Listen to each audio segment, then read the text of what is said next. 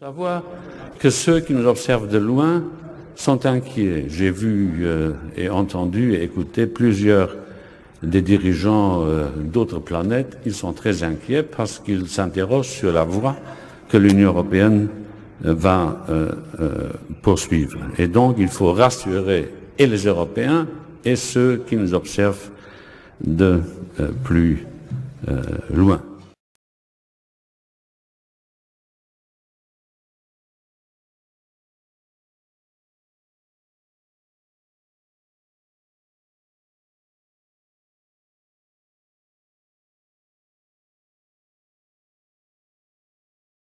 Savoir que ceux qui nous observent de loin sont inquiets. J'ai vu et entendu et écouté plusieurs des dirigeants d'autres planètes. Ils sont très inquiets parce qu'ils s'interrogent sur la voie que l'Union européenne va poursuivre. Et donc il faut rassurer et les Européens et ceux qui nous observent de plus loin.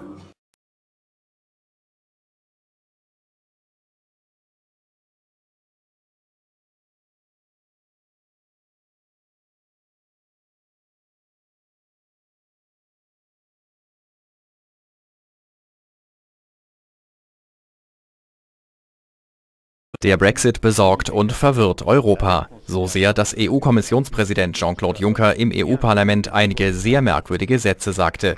Die sorgen jetzt für Aufsehen. Auf Französisch klingen sie so. Il faut savoir que ceux qui nous observent de loin sont inquiets. J'ai vu et entendu et écouté plusieurs des dirigeants d'autres planètes. Ils sont très inquiets parce qu'ils s'interrogent sur la voie que l'Union européenne va poursuivre. Et donc il faut rassurer et les Européens et ceux qui nous observent de plus loin. Übersetzt sagt Juncker hier: Sie müssen wissen, dass jene, die uns von weitem beobachten, beunruhigt sind. Ich habe gesehen und gehört, dass Führer anderer Planeten beunruhigt sind, weil sie sich dafür interessieren, welchen Weg die Europäische Union künftig einschlagen wird. Und deshalb sollten wir die Europäer und jene, die uns von außen beobachten, beruhigen. Kurios: Im offiziellen Transkript der Rede fehlt genau die Stelle, an der Juncker von den Führern anderer Planeten redet. Französische Medien spekulieren nun, dass Juncker sich schlicht versprochen habe und die anderen Führer unseres Planeten meinte. Denn dass der EU-Kommissionspräsident an Außerirdische glaubt und das auch noch offiziell sagt, diese Geschichte scheint selbst in Brexit-Zeiten doch unglaubwürdig.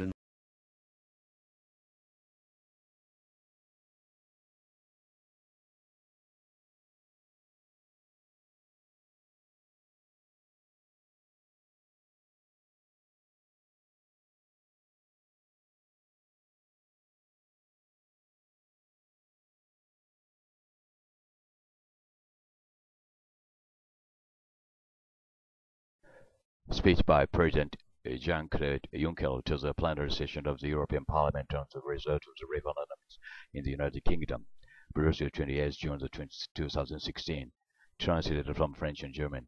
Mr. President, Madam Chair of the Council, honorable members, Mr. President, the Parliament is about to discuss the future of Europe and place the United Kingdom within Europe and the European Union.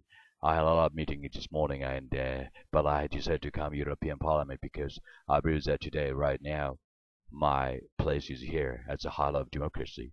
Our British friends have spoken by universal suffrage. The expression of will and political majority has to be respected by all. Democracy is democracy, and we must respect British democracy, and we view that has been expressed. The choice of the British people must be respected. European expression there was and consequences there are. So I'm asking for clarification, not immediately, because the British system is more complicated than one might think. But as soon as possible, there was a vote. Now there is hesitation. Lord Head, my friend, my brother, has drawn to his conclusions. He's a true Democrat. I would like to others to draw the conclusion of the expression of the British popular will. I will read and heard the President of the parliamentary groups with a few expressions have responded with the emotion to the result of the British referendum. Indeed, Europe is more than just a matter of the head. Yes, we must remain rational. But when we are sad, we should be allowed to say so much. I'm saddened by British vote and make no secret of it. This isn't sentimentality. It is my profound conviction. I would have liked the United Kingdom to stay forever by our side. With us, it has decided otherwise. We must accept the consequences. The Prime Minister, whom I will be seeing later this morning, remains.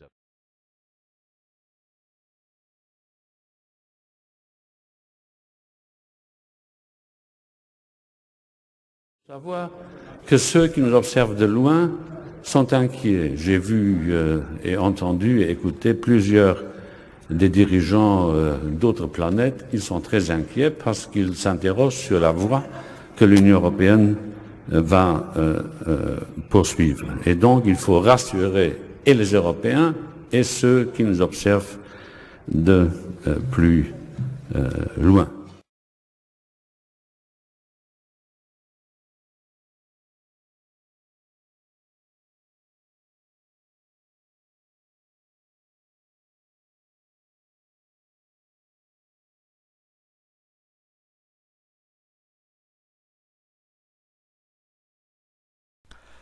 Hello, this is Hiroshi Hayashi, Hamama City, Japan. This is a sort of a interview program of Home Pope Hilaire, the former Prime Minister of Defense and Force in Canada, and he said, alien life forms present among us. This is the story about it with my translation. Thank you very much. It's great to have you with us on our show. Why do you say that UFOs are as real as the airplanes flying over our heads? Well, because I know that they are. They've been, as a matter of fact, they've been visiting our planet for thousands of years. And one of the cases that would interest you most, if you give me 2 or 3 minutes to answer, is during the Cold War, 1961, there were about 50 UFOs in formation flying south from Russia to across Europe. And the Supreme Allied Commander was very concerned and about ready to press the panic button when they turned around and went back over the North Pole. They decided to do an investigation, and they investigated for 3 years, and they decided that with absolute certainty that 4 different species at least, had been visiting this planet for thousands of years. So that's, we have a long history of UFOs, and of course there's been a lot more activity in the last few decades since we invented the atomic bomb, and they're very concerned about that and the fact that we might use it again. And because the whole cosmos is a unity, and it affects not just us, but other people in the cosmos, they're very much afraid that we might be stupid enough to start using atomic weapons again, and this would be very bad for us and for them as well. So no serious scientist has ever publicly confirmed evidence of an encounter with extraterrestrials. Why would scientists not confirm the facts if they exist? I'm afraid they must go out of their way not to find. Because if they did, you know, even 10% of the amount of research I've done in the last 8 years, they would be as convinced as I am. I mean, they could do it even faster. Might take them a little longer, a military background, but there are so many wonderful books that tell these stories, and they've been authenticated. The sightings have been authenticated by more than one witness, and also by radar, and they have landed in various places around the world, including Russia. There's a famous case there. I can't remember the name of the place, but it was widely reported at the time. A man wrote a book about it, and then the French bought the book rights so that it wouldn't be circulated around. There's just so much evidence. Take the time off to do a little bit of research and study, but people just are, you know, some people are interested and will take the time, and the others just say, oh, you know, it's just fantasy. Mm-hmm. But since I've been public on this subject, I get, probably 3 or 4 emails a week from all over the world from people who have actually witnessed sightings. And some of them who have actually been on the ships, and some of them who have actually been transported to another planet. And so this information is not, you know, it is top secret in a way that the governments aren't talking about it. But if you listen to the whistleblowers and the people who have worked in the industry and who know what is going on, there is just a lot of information out there, and it doesn't take very long to get your hands on it. But see, the problem is that some people who report UFO sightings and alien abductions have been shown to make things up, and to make things up to be famous, to make money, or just for a prank. How do we tell fiction from a fact?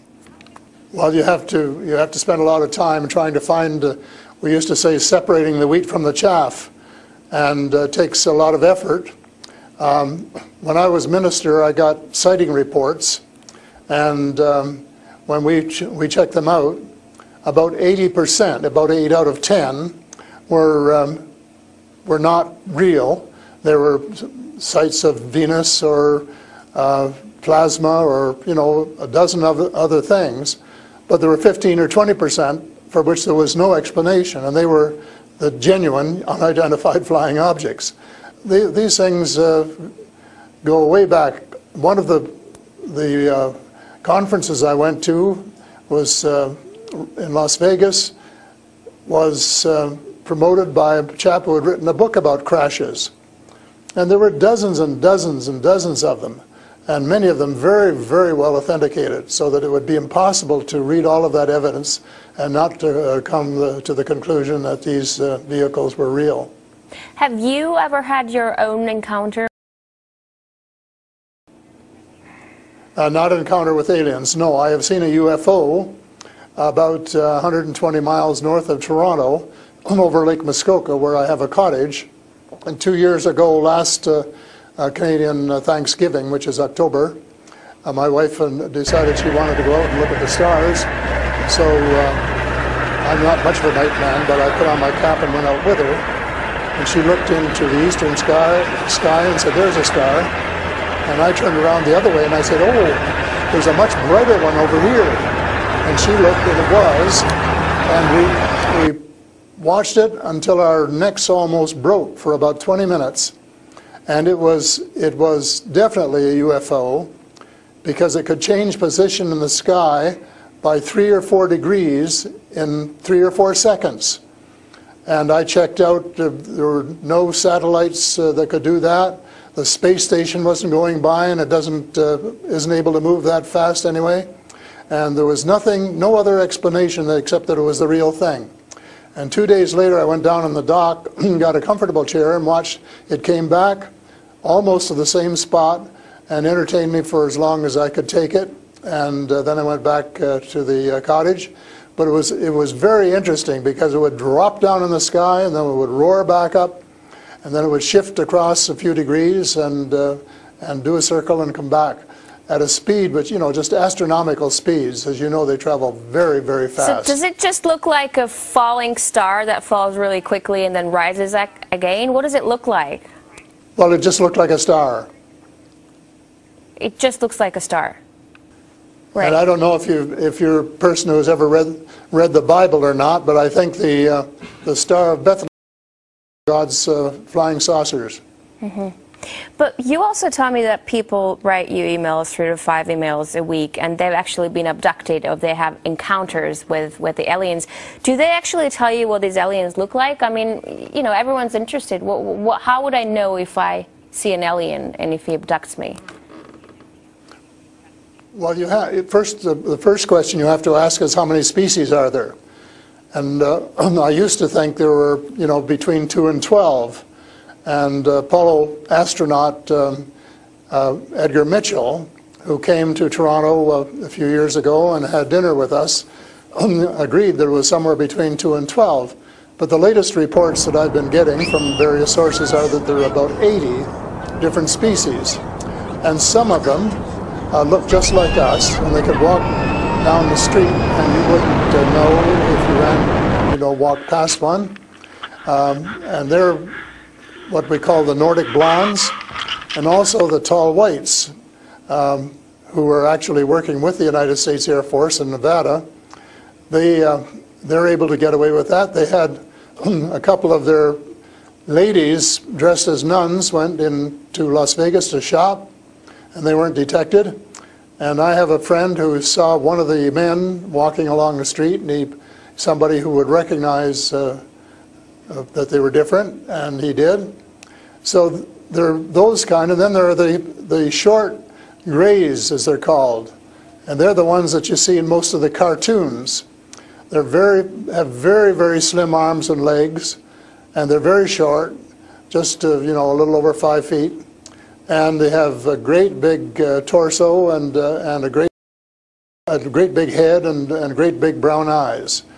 But they're different species, so you have to know that they're different species, and it's and know that they're all different. Mm-hmm. So one, if you saw the short gray. If you saw the short grays, you'd certainly know that there was something up that you'd never seen before.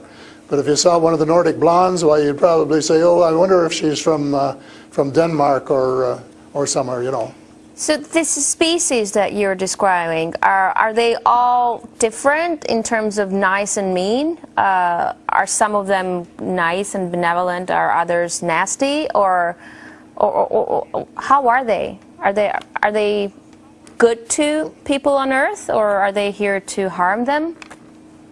Well, it's a difficult question to answer because they have different agendas, and maybe all of us on Earth should have the same agenda, but you couldn't say maybe that Russia and China and the United States all had the same agenda at every turn, because they don't. And I would say that nearly all are benign, they're benevolent, they want to help us. There may be one or two species which do not, and that's one of the things I'm investigating at the moment, is to see who they are and what they're up to and what their agendas really are. All right, we're talking to Paul Hellyer, former Canadian Minister of Defense, who says extraterrestrial life forms exist and are present on Earth. We'll talk more about what they are and why they're here after a short break. Stay with us. And we're back with Paul Hellyer, former Canadian Minister of Defense, to talk about extraterrestrial life forms. Great to have you back. So these extraterrestrial creatures, where did they come from and how did they get here to Earth? They come from various places. For a long while, I only knew about ones who came from different star systems. The Pleiades and Reta Reticula and several other star systems, but in the last few months I have met people who have made me aware of that there are some in our star system, and that there are actually extraterrestrials who live on a planet called Andromeda, which is one of the moons of Saturn, and that there are others on Venus and some on Mars, and that they may be interacting between themselves. I suspect that they are, because there is what of these people, and they have rules. For example, one of the rules is that they don't interfere in our affairs unless they're invited to, and that's one of the reasons probably that we haven't seen more of them until very recently. And so but what do you mean? There are a lot of people who want to interact with them. There are a lot of people who actually want to see them and know who they are. What, they need a special invitation to interact with us? What does it mean? They don't want to interfere into our affairs. They want to tell us how to run our affairs. They have accepted the fact this is our planet and that we have the right to run it. But they're very, very concerned. They don't think we're good stewards of our planet. We're not. We're clear-cutting our forests, and we're polluting our rivers and our lakes, and we're dumping sewage in the oceans, and we're doing all sorts of things which are not what good stewards of their homes should be doing, and they don't like that, and they've made it very clear. And as a matter of fact, they have given us a warning. How? And this has come from more than one source. How have they made it clear? What have they done? They have talked to people. One of the chaps I talked to about a month ago was interacting with them in 1974, he and his brother in Peru, and they were taken to Andromeda, teleported, and they were told what the people there think, and that we're really wrecking our planet, and in fact that something dreadful is going to happen to it if we don't smarten up and change our ways. We spend too much time fighting each other. We spend too much money on military expenditures and not enough on feeding the poor and looking after the homeless and the sick, and that we are polluting our waters and our air, and that we're playing around with these exotic weapons, thermonuclear weapons and atomic weapons, which have such a devastating effect both on our Earth and on other areas in the cosmos, and they don't like that. And that's the reason they would like to work with us to teach us better ways, but only, I think, with our consent. And they work through individuals, and they try and pick out individuals who won't be frightened to death of them, because they can give you quite a fright. One of the cases I'm familiar with was the tall whites in Nevada, where the United States airmen working with them, were just frightened to death of them. And one, Charles Hall, rescued the daughter of one of the high-up people in the tall whites, and as a result became very good friends with the mother. And as soon as they could trust each other, they had a wonderful relationship. And he wrote a book about it. It's called Millennial Hospitality. Millennial Hospitality. And it tells you how you go through these stages of being scared out of your wits. But then when you establish a trust and a working relationship, why you can have the same relationship, same kind of relationship that you would have with someone here on Earth. But here's what I'm thinking. If you're outing their presence, which is clearly not what they want since they're hiding, why aren't they so afraid of, why aren't you afraid of repercussions? Because you're obviously stating that they're here among us, and you're telling me all these species that exist. They are here among us, and I'm not afraid because in most cases, as far as technology is concerned, they're light years ahead of us, and we have learned a lot of things from them. A lot of the things that we use today, we got from them, lead lights and microchips and Kevlar vests and all sorts of things that we got from their technology, and we could get a lot more too, especially in the fields of medicine and agriculture, if we would go about it peacefully. But I think maybe some of our people are more interested in getting their military technology, and I think that's wrong. I think that's wrong-headed, and that's one of the things that we're going to have to change, because we're going to have to work together. Talking about all of us, everywhere on the planet. You mentioned military technology and swapping technologies and barters between aliens and people in American government. I want to ask you, as a former Minister of Defense of Canada, is interstellar war a possibility? Should we be creating a Star Wars force to defend ourselves from possible invasion or something like that? Well, I think it's a possibility, but it's a possibility especially if we shoot down every UFO that comes in our airspace without asking who they are or what they want. And right from the beginning, we started scrambling planes and trying to shoot them down, but their technology was superior enough that we weren't able to get away with it. Certainly not for a long while. And during that period of time, they could have taken us over without any trouble if they'd wanted to. So I think we have to, rather than develop our own Star Wars, Earth Star Wars, to protect ourselves against them, that we should work with the benign species, who are the vast majority, and work together and rely largely on them, of course, and cooperate so that we would be contributing something at the same time. But I don't think there's any point in us developing a galactic force that would tempt us to go out on our own and get into mischief, which is one of the things I think some of them are concerned about. But what do you expect to happen if people start to believe in alien existence? Because things are definitely going to change. Our lives aren't going to be the same anymore. Well, I hope that's the case. I hope that's the case, and I'm all for full disclosure, and I'm going to push very hard for full disclosure in the book I'm writing, and to give some reasons for it, things that we really have to know and have a right to know, and that our future as a species, and here I mean, you know, all of the species in the world, are potentially at risk if we don't figure out what's going on and work together to try and make life more amenable for all of us. But it's and to work with our neighbors from other planets as well.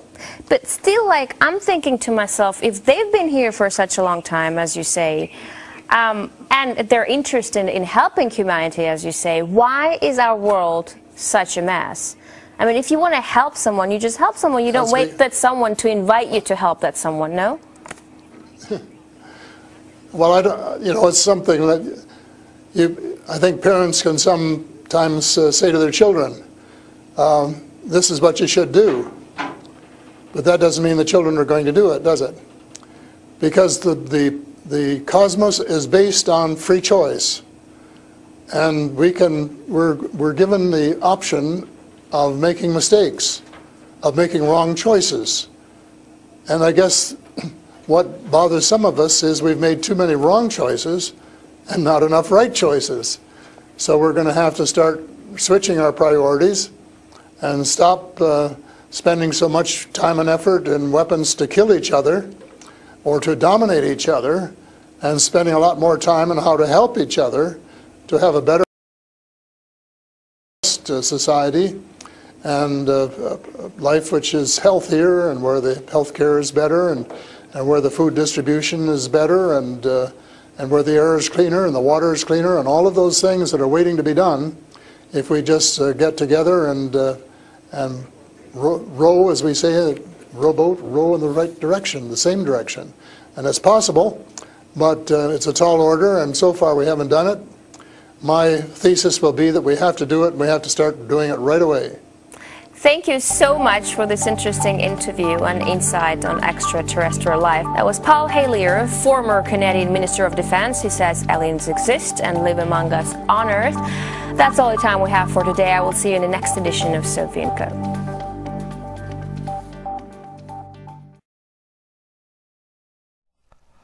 Hello. Former Prime Minister of the Defense Force of Canada, Mr. Paul Heylier, stated at the Congress that UFOs are as real as airplanes flying over the head. This is a very shocking news, and also he said at least 2 of them are probably working with US government. I believe other species that I learned about were long ago called tall white. This is the story about it. Thank you.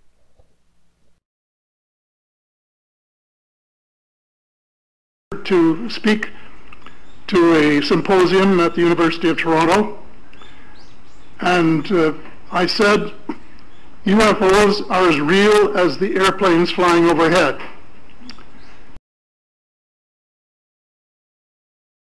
On Earth at this present time, and at least 2 of them probably working with the United States government. The other species that I learned about not too long ago was called the tall whites. To become spiritual beings and practice the one tenet that the world's major religions have in common, and that is the Golden Rule.